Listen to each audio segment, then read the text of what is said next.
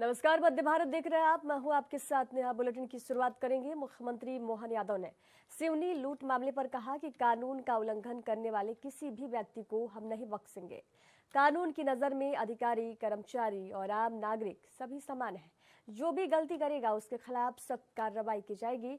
हमने एसडीओपी पूजा पांडे और अन्य अधिकारियों के खिलाफ कार्रवाई की है। अगर पुलिस अधिकारी खुद अपराध करते हैं तो ये गलत है। सिवनी की घटना में दोषी पाए जाने वालों के खिलाफ सख्त अनुशासनात्मक कार्रवाई की जाएगी। अंजाम दिया गया तो क्या कुछ देखिए, मुझे जानकारी में दिलाया गया तो कानून का जो उल्लंघन करेगा किसी को नहीं बख्शेंगे। ये हमारी सरकार की पॉलिसी है और कानून के निगाह में अधिकारी, कर्मचारी और ये आम जनता सब बराबर है। ऐसे में जो गलती करेगा उसके खिलाफ कड़ी कार्रवाई करेंगे। 11 पुलिस कर्मियों को गिरफ्तार भी, पुलिसकर्मी भी और अधिकारी भी है, किसी को नहीं छोड़ रहे हैं। हमने एसडीओपी पूजा पांडे सहित बाकी सारे अधिकारियों को इसमें कार्रवाई भी की है और इसमें कायमी भी हुई है। और मध्य प्रदेश सरकार कानून व्यवस्था को अपराध मुक्त बनाते हुए नागरिकों की सुरक्षा के लिए हम सब उम्मीद करते हैं कि पुलिस अधिकारी, कर्मचारी ये लोगों के अधिकारों का उल्लंघन नहीं हो, उनका ध्यान रखे। लेकिन अगर वही अमानत में खयानत करेंगे तो ये तो गलत बात है। इसलिए इस तरह की व्यवस्था को हमारी सरकार बर्दाश्त नहीं करेगी। हमने कहा कि जिन पे उत्तरदायित्व है लोगों की लूट से बचाने का, उनको परेशानी से बचाने का, अगर वही ये करने लगे तो फिर अराजकता आ जाएगी। तो स्वाभाविक रूप से इस बात को तो कोई समर्थन नहीं करेगा। हमारे यहाँ हम ऐसे आदमी को छोड़ने वाले भी नहीं है। और सिवनी प्रकरण में जो भी दोषी पाए गए उनके खिलाफ कड़ी अनुशासनात्मक कार्रवाई भी कर रहे हैं, कानूनी कार्रवाई भी कर रहे हैं। और प्रदेश में कानून सबके बराबर है, सबके लिए बराबर है। इसी भाव को पुनर्स्थापित करने के लिए ये मिसाल भी बन रही है। इतनी सख्त कार्रवाइयाँ हमारे इस सरकार में ही संभव हो सकती है। माननीय प्रधानमंत्री के आशीर्वाद से हम आम जनता की भावनाओं को लेकर के सरकार के लिए अच्छा है तो हम प्रोत्साहन देंगे, अधिकारी कर्मचारी की पीठ थपथपाएंगे, प्रमोशन भी देंगे। लेकिन गलती कोई करेगा तो गलती में हम। छत्तीसगढ़ के मुख्यमंत्री विष्णुदेव साय ने कहा कि विश्व मानक दिवस की प्रदेशवासियों को शुभकामनाएं। इस अवसर पर मानक महोत्सव का आयोजन किया गया। गुणवत्ता का हर क्षेत्र में बहुत महत्व है। इनामी नक्सली मल्लोजुला वेणुगोपाल राव उर्फ सोनू के आत्मसमर्पण पर उन्होंने कहा कि मुझे उम्मीद है कि 31 मार्च 2026 तक देश से नक्सलवाद को समाप्त करने का लक्ष्य पूरा होगा और पूरे छत्तीसगढ़ में, विशेषकर बस्तर के क्षेत्र में तेजी से विकास होगा।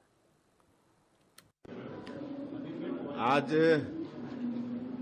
विश्व मानक दिवस है, तो सबसे पहले तो पूरे प्रदेशवासियों को विश्व मानक दिवस की बहुत बहुत बधाई, शुभकामना।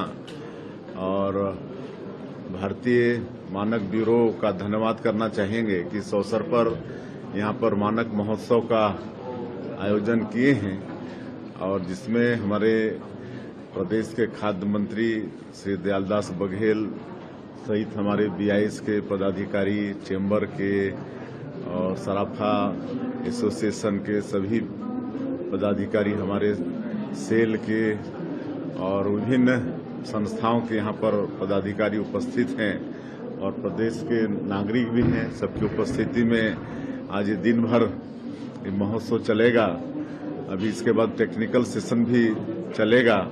तो आज गुणवत्ता का हर क्षेत्र में बड़ा महत्व है और ये मानक ब्यूरो क्वालिटी को बढ़ावा देने का काम करता है और करीब 1200 चीज़ों में अपना हॉलमार्क देता है, जिससे उस चीज़ की विश्वसनीयता भी बढ़ती है और मार्केटिंग के क्षेत्र में, हर क्षेत्र में उसका लाभ भी होता है। तो मैं फिर से एक बार मानक ब्यूरो का आभार व्यक्त करता हूं इस आयोजन के लिए। सर, के द्वारा सरेंडर किया गया सर, एक बड़ी सफलता मानी जा रही है, क्योंकि छत्तीसगढ़ में कई बड़े घटनाओं में शामिल रहा है। बड़ा इनामी नक्सली है, इसी के द्वारा 60 लोगों के साथ उन्होंने सरेंडर किया। इधर बुर्कापोस्ट मतदाताओं की पहचान की पुष्टि पर समाजवादी पार्टी की आपत्ति के मुद्दे पर छत्तीसगढ़ के उप मुख्यमंत्री विजय शर्मा ने कहा कि पहचान का सत्यापन होना ही चाहिए। कैसे पता चलेगा कि कौन वोट डाल रहा है, किसका वोट डाल रहा है? एसआईआर इसीलिए जरूरी है, ये होना ही चाहिए। नहीं, आइडेंटिटी वेरिफिकेशन तो होना चाहिए। उसमें कहीं कोई किसी को संशय नहीं होना। क्यों नहीं होएगा आइडेंटिटी वेरिफिकेशन? भाई कोई कैसे पता चलेगा कौन वोट डाल रहा है, किसका वोट डाल रहा है? ये कैसे पता चलेगा? तो पता चलना चाहिए ना भाई। वोट चोरी नहीं होना चाहिए, इसलिए ये करना जरूरी। SIR इसलिए जरूरी और होना ही चाहिए भाई। सर, बिहार इलेक्शन से पहले चुनाव आयोग ने कहा है कि जितने भी सोशल मीडिया कैंपेन चलाए जाएंगे उसका जानकारी और फी सर्टिफिकेट पहले देना पड़ेगा ट्रांसपेरेंसी के लिए, ताकि कोई सवाल करे। बहुत अच्छी बातें हैं। जो भी सुधारात्मक विषय है उनका हृदय से स्वागत है, चाहे वो आप सोशल मीडिया कैंपेन का विषय कहें, चाहे आप SIR का विषय कहें, चाहे ये बुर्का वाला विषय कहें। सुधारात्मक सारे विषयों के लिए भाजपा सदैव तैयार होती है। इधर पूर्व मुख्यमंत्री डॉक्टर रमन सिंह के 73वें जन्मदिवस के अवसर पर राजनांदगांव में देश के प्रख्यात गायक कैलाश खैर अपने भव्य संगीत प्रस्तुति देंगे। आपको बता दें कि यह कार्यक्रम युवा वेलफेयर फाउंडेशन की ओर से की जा रही है।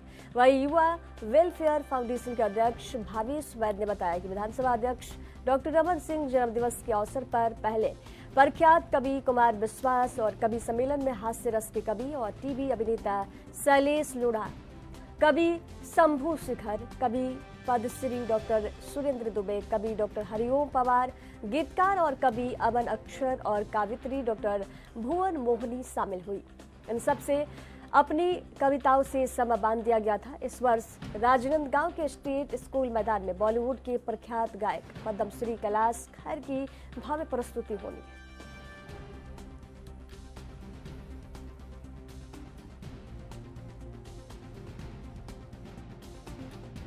देखिए, 15 अक्टूबर एक खास दिन है जिसमें राजनांदगांव ही नहीं वरन संपूर्ण छत्तीसगढ़ की जनता के दिलों में राज करने वाले 3 बार के मुख्यमंत्री, शांत सौम्य सरल व्यक्तित्व के धनी, जिन्होंने छत्तीसगढ़ को भारत के मानचित्र पर एक अग्रणी राज्य के रूप में स्थापित किया, ऐसे राजनांदगांव के लाडले विधायक डॉक्टर रमन सिंह जी का जन्मदिवस है और जिस पर भारतीय जनता पार्टी की तरफ से और युवा वेलफेयर फाउंडेशन की तरफ से कार्यक्रम आयोजित किया जा रहा है। सर्वप्रथम भारतीय जनता पार्टी के समस्त कार्यकर्ता जो अपने विधायक को, विधानसभा के अध्यक्ष डॉक्टर रमन सिंह जी को शुभकामनाएं देने के लिए आतुर हैं, उनके लिए शिवनाथ वाटिका में 4 बजे से 6 बजे तक का समय आरक्षित किया गया है, जिसमें माननीय डॉक्टर रमन सिंह जी उपस्थित होंगे, जिसमें हमारे लगभग 4 से 5 हजार कार्यकर्ता जो हैं वहां पर उन्हें शुभकामनाएं संदेश ज्ञापित करेंगे। उसके पश्चात डॉक्टर रमन सिंह जी अपने स्पीकर हाउस निवास पर आएंगे, जहां पर राजनांदगांव के वरिष्ठ समाज सेवी हो गए, व्यापारी हो गए, तमाम प्रकार के राजनांदगांव की जो जनता है वो उनको शुभकामना संदेश देने के लिए उपस्थित होगी। और उसके बाद छत्तीसगढ़ के मुख्यमंत्री डॉक्टर विष्णुदेव साय जी का आगमन राजनांदगांव होने जा रहा है और संपूर्ण मंत्रिमंडल, निगम मंडल के अध्यक्ष, उपाध्यक्ष और प्रदेश भारतीय जनता पार्टी के समस्त पदाधिकारीगण का आगमन छत्तीसगढ़ स्पीकर हाउस में होगा। वो वहां पर डॉक्टर रमन सिंह जी को शुभकामना संदेश देने के पश्चात में इधर किसान कांग्रेस के नेतृत्व में हजारों किसानों ने पंडारिया SDM कार्यालय का घेराव किया। गन्ने के भुगतान सहित 9 सूत्रीय मांगों को लेकर किसानों ने प्रदर्शन किया और पुलिस के साथ झूमा झटकी भी हुई। छत्तीसगढ़ किसान कांग्रेस के प्रदेश अध्यक्ष अभिषेक मिश्रा ने चेतावनी दी कि यदि 10 दिनों में गन्ने का भुगतान नहीं हुआ तो मुख्यमंत्री आवास का घेराव किया जाएगा। रवि चंद्रवंशी जिलाध्यक्ष ने सरकार से किसानों के सब्र का इम्तिहान न लेने की अपील की। किसानों ने मुख्यमंत्री के नाम ज्ञापन सौंपा।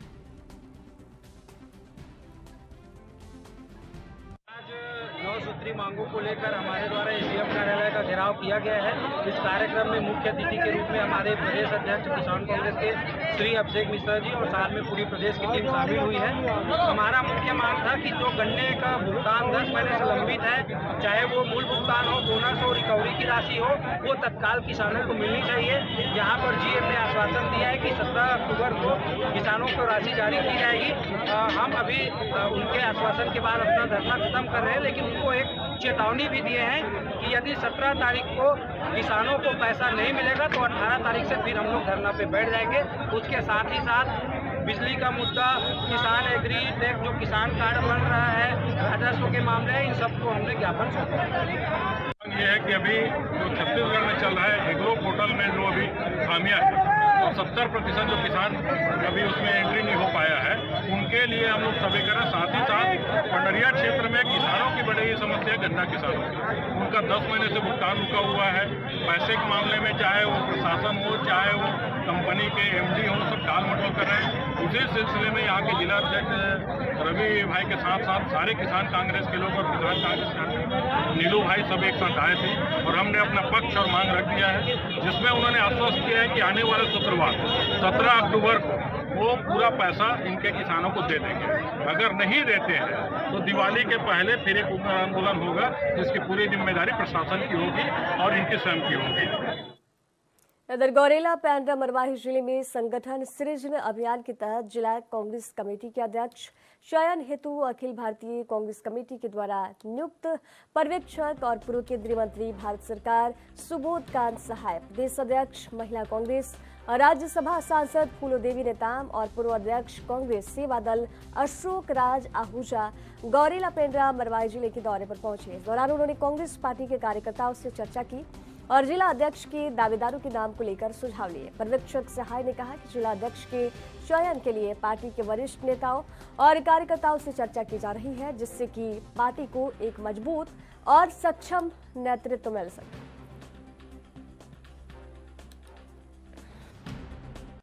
उस चुनाव में आपको वोट डालने का अधिकार ही खत्म किया जा रहा है, ये सवाल राहुल गांधी ने उठाया कि जवाबदेह। सुप्रीम कोर्ट आज राहुल गांधी के साथ खड़ा है, लेकिन कोई जवाब इलेक्शन कमीशन नहीं देगा। तो ये एक परिस्थिति रही है। यहाँ जो अध्यक्ष बनेंगे और अध्यक्ष के साथ साथ डिस्ट्रिक्ट पॉलिटिकल अफेयर कमेटी भी बनेगा। Political affair committee national level पे है, जहां जो भी इम्पोर्टेंट देश के सवाल आते हैं उस पे तत्कालिक लोग बैठ के उसका जो है वो समीक्षा करते हैं और उसके आधार पे अपना स्टैंड क्लियर करते हैं कि क्या है। उसी तरह से जिला में लोगों के जीवन से जुड़े हुए सवाल तो खत्म है, उस पर तो बहस ही नहीं हो रहा है कहीं देश भर में। दूसरे सारे तरह के कंट्रोवर्शियल सवाल जो है वो हर जगह मोदी जी का देन है कि उसी पे बहस छिड़ा रहे और महंगाई, बेरोजगारी, किसान से जुड़ा हुआ ये सारे सवाल, इसलिए पॉलिटिकल अफेयर कमेटी में बना। ये इतना ही पे नहीं रुकेगा, जिला बनाने के बाद प्रखंड में यही सिलसिला रहेगा, पंचायत में इसी तरह से पंचायत चुना जाएगा और गांव सभा। इधर बस्तर में रजत जयंती महोत्सव के अवसर पर राष्ट्रीय ग्रामीण आजीविका मिशन बिहान योजना के तहत ब्लॉक स्तरीय बैंक लोन मेला आयोजित किया गया।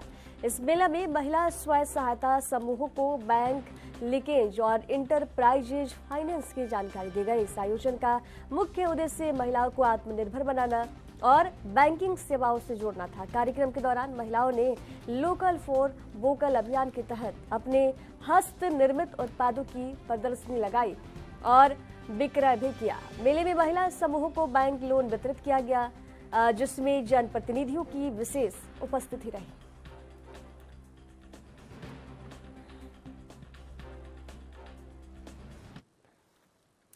इधर सरगुजा जिले के उदयपुर परियोजना क्षेत्र में आंगनबाड़ी कार्यकर्ता भर्ती में बड़ा घोटाला सामने आया है। महिला बाल विकास विभाग की परियोजना अधिकारी पर रिश्वत मांगने का आरोप लगा है। देवी टिकरा की निवासी उषा पैकरा ने इस मामले में कलेक्टर और महिला बाल विकास विभाग में शिकायत दर्ज कराई, जिसमें फर्जी दस्तावेजों के आधार पर नौकरी दिलाने का आरोप लगाया गया है। ये पहली बार नहीं है जब आंगनबाड़ी भर्ती में गड़बड़ी के मामले सामने आए हैं। पिछले 6 महीने से उषा पैकरा न्याय के लिए सरकारी दफ्तरों का चक्कर लगा रही है।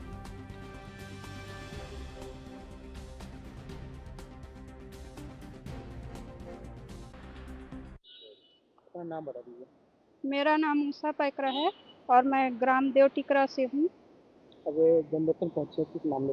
जनदर्शन में इसलिए आई हूँ, मेरा कोर्ट में जुलाई से लेके अब तक एक आंगनबाड़ी का केस चल रहा था और उसमें मेरे जो जिसका लगा है वो फर्जी दस्तावेज के साथ अपना वहाँ चयन किया हुआ है उसका, और उसी विषय पर मैं कलेक्टर महोदय के पास जांच के लिए अपील की थी और उस जांच में मेरे को 2-2.5 महीना से वहाँ तहसील कार्यालय में घुमाया जा रहा है।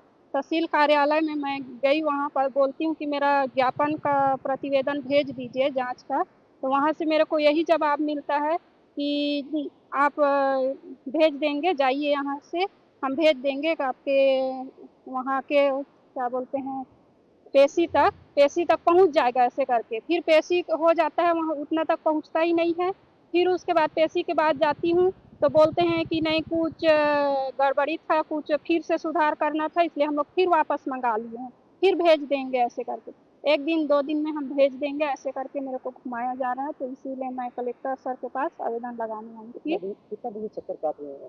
मैं 15-16 अभी तो मैं आपके साथ आई है तो मैं देखा हूं कि शिकायत प्राप्त हुई है और मूल नस्ती वहां से मंगाएंगे और पूरा बारीकी से परीक्षण करेंगे और परीक्षण के बाद में जो भी स्थिति होगी उससे उनको अवगत कराएंगे, पहला चीज। दूसरा कि जो आवेदिका है उनके कथन के अनुसार कि वो अभी कलेक्टर न्यायालय में प्रकरण लंबित है और माननीय न्यायालय का जैसे निर्णय होगा उसके आधार पे हम आगे की कार्रवाई करेंगे। देखिए, नीति निर्देश तो साफ साफ लिखा हुआ है और उसमें जो नंबर का प्रावधान है उसके अनुसार लोग अपना दस्तावेज संलग्न करते हैं। मूल्यांकन समिति पूरा जांच पड़ताल के बाद ही आगे की कार्रवाई करता है। तो बहुत से बार ये होता है कि कई लोगों को जानकारी नहीं होता है कि